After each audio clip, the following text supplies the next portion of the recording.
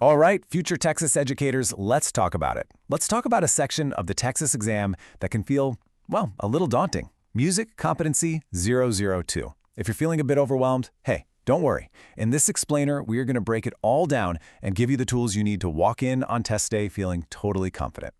Now, when you first look at the standards for music, I get it. It can feel a little intimidating.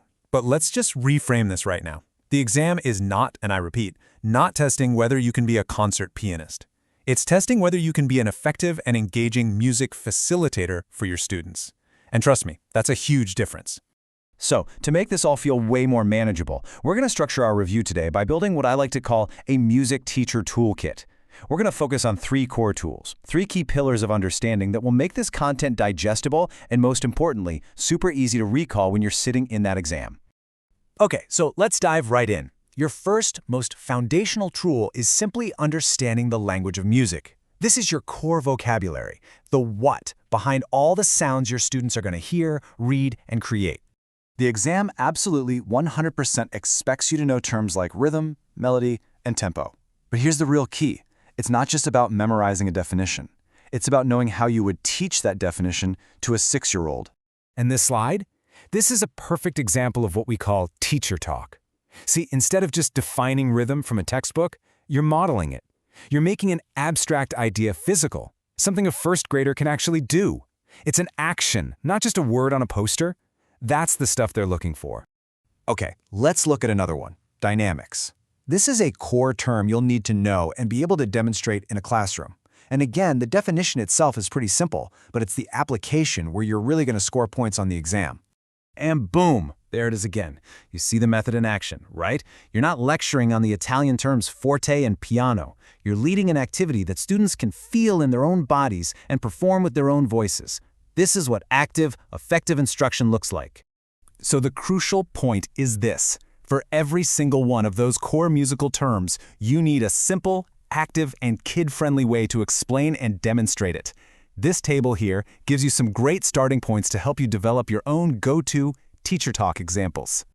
All right, let's move on to our second tool, which builds directly on that first one. This is all about the how. It's about pedagogy. It's about getting your students to stop just being passive listeners and start being active music makers. You got to remember, the TExES standards will repeatedly emphasize what you can get students doing. They want to see that you know how to guide them in an authentic performance. So think less about them just attending a concert and more about them creating one in your classroom. You know, a classic test question might be something like, how would you guide students in creating a simple song arrangement? Well, guess what? Here is your answer. This 3-step process is a perfect grade-level appropriate strategy that shows you know how to scaffold that learning in a really effective way. Now, a huge part of practice is assessment, right? But what does that look like? This slide contrasts the formal evaluation criteria, which, yes, you do need to know, with effective constructive feedback, which you need to give.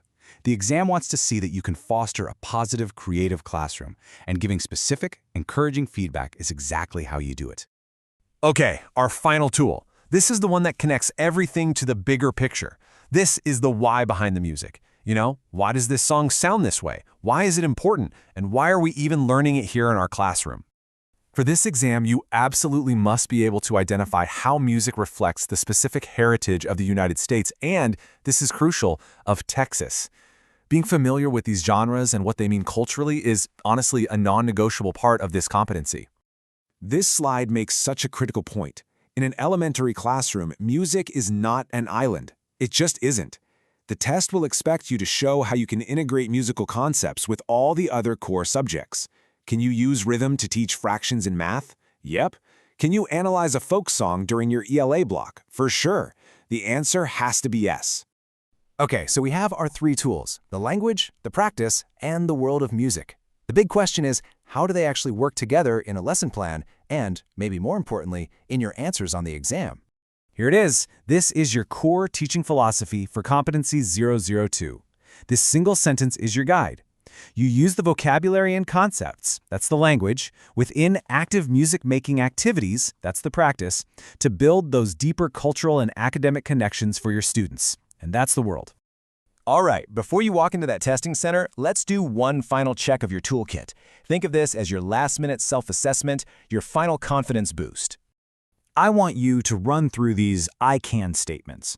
These are pulled directly from the tech standards. If you can honestly and confidently say yes to each and every one of these, you are in excellent shape. And pay special attention to that last one, managing space and resources. That's a practical, real-world skill the test will absolutely ask about. And to wrap this all up, let's just end with this thought. This exam, it's not just about passing a test. It's about preparing you for the incredible, joyful, and yeah, sometimes very noisy experiences you're about to create for your future students. So, what's that first experience going to be? Think about it. You've totally got this.